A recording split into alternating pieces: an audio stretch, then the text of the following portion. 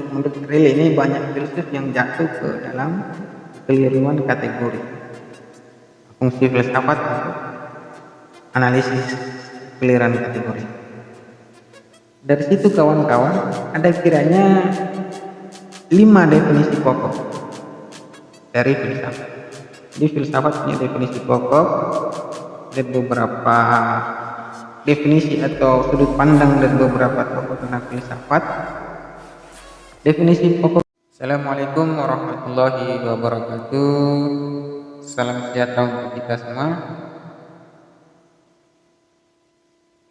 Sudah lama kita tidak bersua dalam dialektika cerita buku. Jadi pada kesempatan yang berbahagia ini, saya kemudian akan menceritakan buku yang kemudian berjudul Kamus Filsafat, yang kemudian ditulis oleh Lawrence Bagus. Lawrence Bagus kemudian satu diskursus yang bercerita tentang filsafat, beliau bercerita dan menjelaskan yang pertama, filsafat kalau dilihat dari bahasa Inggris itu filosofi, dari bahasa Yunani itu filosofia. Ini mungkin orang-orang yang bahasa Inggris dan Yunani mungkin lidahnya mungkin lebih fasih dari lidah saya. Artinya apa? Artinya adalah cinta akan kebijaksanaan. Kemudian dari filosofia tadi punya dua suku kata yang berbeda, yaitu philos atau philia. Kalau philos itu diartikan sebagai cinta, kalau philia itu diartikan sebagai persahabatan atau tertarik kepada. Kemudian suku kata yang kedua yaitu sophos. Sophos diartikan sebagai kebijaksanaan, pengetahuan, keterampilan, pengalaman praktis, dan intelijensi. Ada beberapa pokok terkait filsafat. Kalau dilihat dari beberapa pengertian yang kemudian menjadi bahan definisi pokok. Jadi filsafat ini kan kemudian mempunyai banyak arti sekali kalau dilihat dari filsuf-filsuf yang menggunakan. Jadi kalau kita dilihat dari beberapa filsuf yang menggunakannya, misalnya Socrates, Pythagoras misalnya, istilah filsafat atau cinta kebijaksanaan ini kemudian dalam buku ini menjelaskan atau menyebutkan bahwa Pythagoras adalah orang yang pertama kali menggunakan istilah cinta kebijaksanaan atau filosofia. Jadi Pythagoras mengemukakan bahwa manusia itu terbagi menjadi tiga tipe. Istilah ini kemudian dipakai itu di tipe yang ketiga. Apa tipe yang ketiga? Sabar kawan-kawan, tipe pertama dulu. Tipe manusia pertama menurut Pythagoras adalah mereka yang mencintai kesenangan. Tipe manusia yang kedua adalah mereka yang mencintai kegiatan. Dan tipe yang ketiga dengan istilah yang kemudian pertama kali digunakan yaitu mereka yang mencintai kebijaksanaan. Jadi tujuan kebijaksanaan dalam pandangan Pythagoras ini sendiri itu menyangkut terkait dengan kemajuan menuju keselamatan dalam hal keagamaan.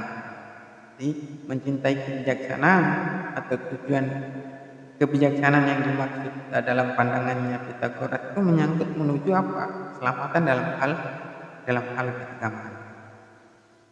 Kemudian Socrates kemudian menganggap pengetahuan tentang diri sendiri itu melalui pencapaian kejelasan konseptual itu fungsi dari filsafat.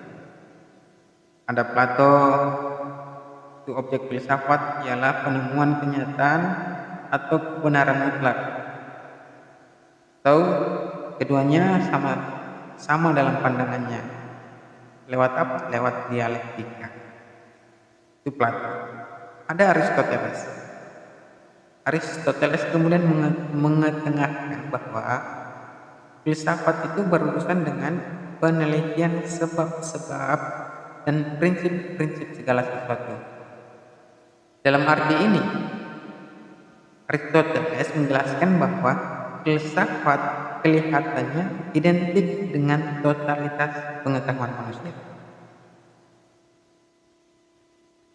Tetapi kawan-kawan, di dalam disiplin filsafat pada umumnya terdapat disiplin lain. Filsafat pertama yang ia namakan juga sebagai teologi. Ini menyangkut apa kawan-kawan? Menyangkut prinsip-prinsip dan sebab-sebab terakhir yang melihat ide Allah, prinsip segala prinsip dan sebab segala sebab.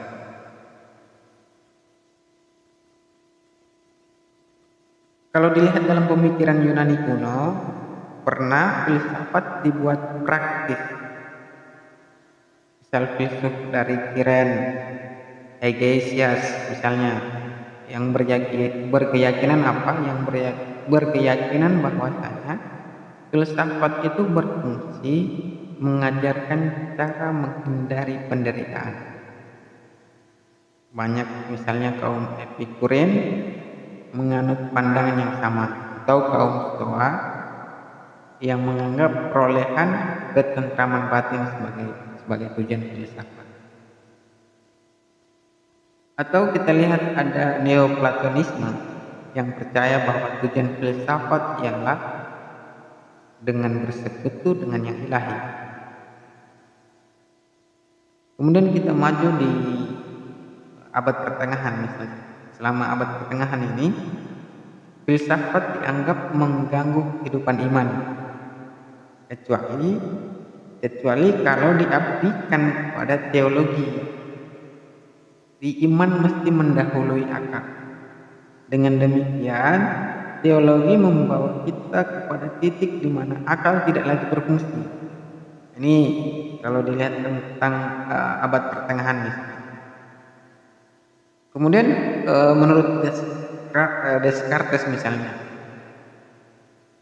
Descartes kemudian menjelaskan filsafat itu pembentangan atau penyingkapan kebenaran terakhir. Jadi titik tolaknya itu ditemukan dengan mendesak keraguan sampai ke batasan. Jadi menurut Descartes ini, filsafat itu merupakan pembentangan atau penyingkapan kebenaran terakhir. Jadi titik tolaknya itu ditemukan dengan mendesak keraguan sampai ke batas dan tersingkaplah batas ini kepastian tentang eksistensi sendiri. Atau kemudian kita lihat Locke berpendapat tentang filsafat yang kemudian menuntut suatu analisis ide-ide yang memenuhi pikiran kita. Jadi dalam analisis ini, ide-ide itu dikupas agar tersingkap unsur-unsurnya. Itu menurut Locke.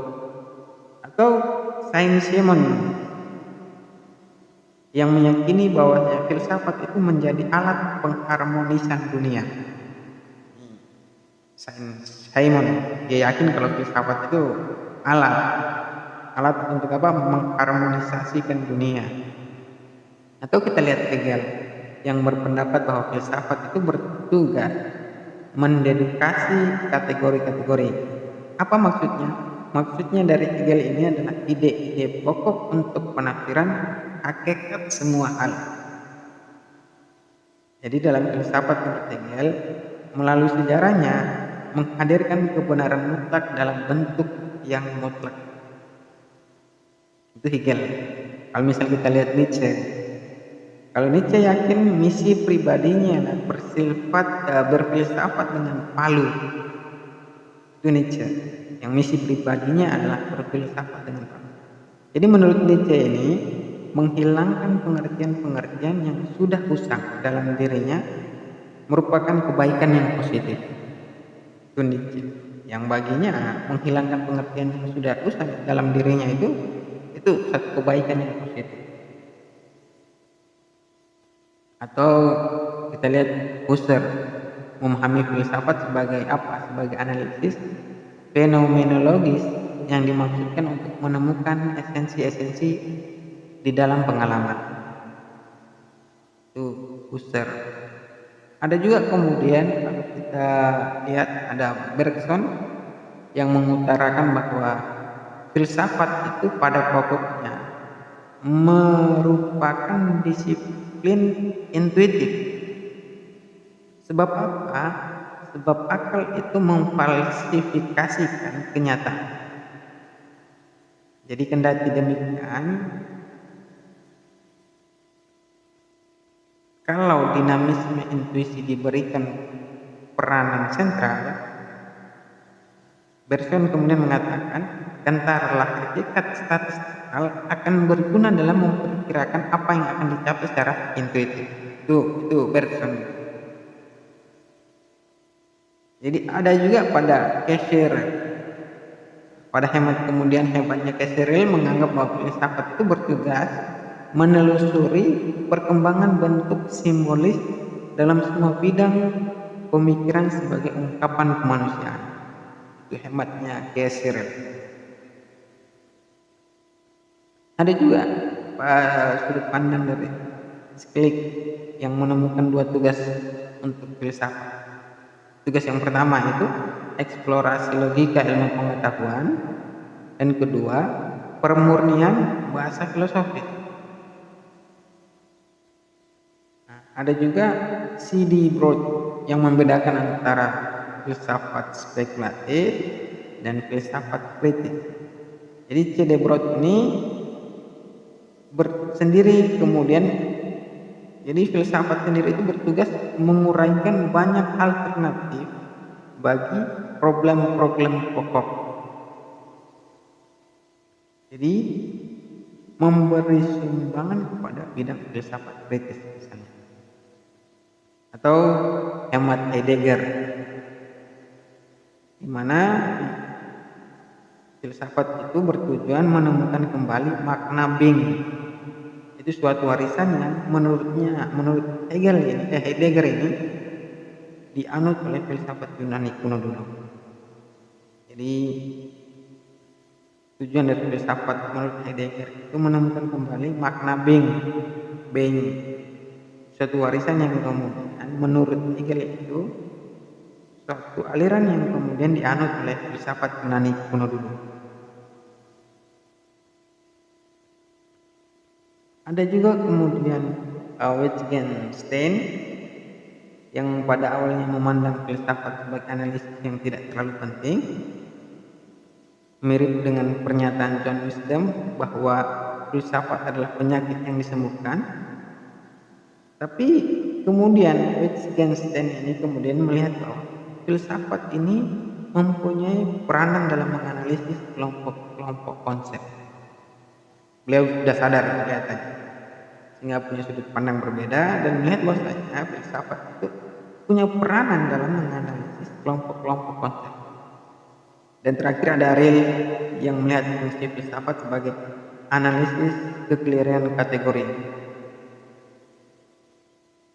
Jadi menurut Rilke ini banyak filsuf yang jatuh ke dalam kekeliruan kategori. Fungsi filsafat untuk analisis kekeliruan kategori. Dari situ kawan-kawan ada kiranya 5 definisi pokok dari filsafat. Jadi filsafat punya definisi pokok dan beberapa definisi atau sudut pandang dan beberapa tokoh tentang filsafat. Definisi pokok yang pertama itu upaya. Jadi filsafat ini berupaya untuk memberikan upaya spekulatif untuk menyajikan suatu pandangan sistematik serta lengkap tentang seluruh realitas. Itu definisi pokok filsafat yang pertama. Definisi pokok yang kedua adalah filsafat itu berupaya untuk melukiskan hakikat realitas zahir dan dasar serta nyata. Definisi pokok filsafat ini. Definisi pokok filsafat yang ketiga yaitu upaya untuk menentukan batas-batas dan jangkauan pengetahuan. Apa batas-batas dan jangkauan pengetahuan? Itu ada sumbernya. Selain sumbernya ada hakikatnya. Selain hakikatnya ada keabsahannya. Dan selain keabsahannya ada nilainya. Ini upaya yang ketiga untuk menentukan batas-batas dan jangkauan pengetahuan. Beberapa definisi pokok yang keempat, yaitu filsafat merupakan penyelidikan kritis atas apa? Atas pengandaian dan pernyataan-pernyataan yang diajukan oleh berbagai bidang pengetahuan. Di definisi pokok yang keempat ini melakukan penyelidikan kritis. Kemudian definisi pokok yang kelima adalah filsafat ini merupakan disiplin ilmu yang berupaya untuk membantu kita di wilayah apa? Membantu kita untuk melihat apa yang kita katakan dan mengatakan apa yang kita lihat. Ini satu disiplin ilmu yang kelima, definisi pokok yang kelima. Itu membantu kita, disiplin yang membantu kita, disiplin ilmu khususnya membantu kita untuk melihat apa yang kita katakan dan untuk mengatakan, untuk melihat apa yang kita lihat. Kira-kira begitu. Mungkin itu kawan-kawan berbicara tentang filsafat pada kesempatan yang sudah lama tidak bersua. Saya sedikit bercerita tentang filsafat dalam kamus filsafat. Insya Allah kita akan jumpa dalam pertemuan berikutnya, akan berbicara tentang filsafat sebagai sebuah pencarian, filsafat dan ilmu lain, dan metode dari filsafat itu sendiri.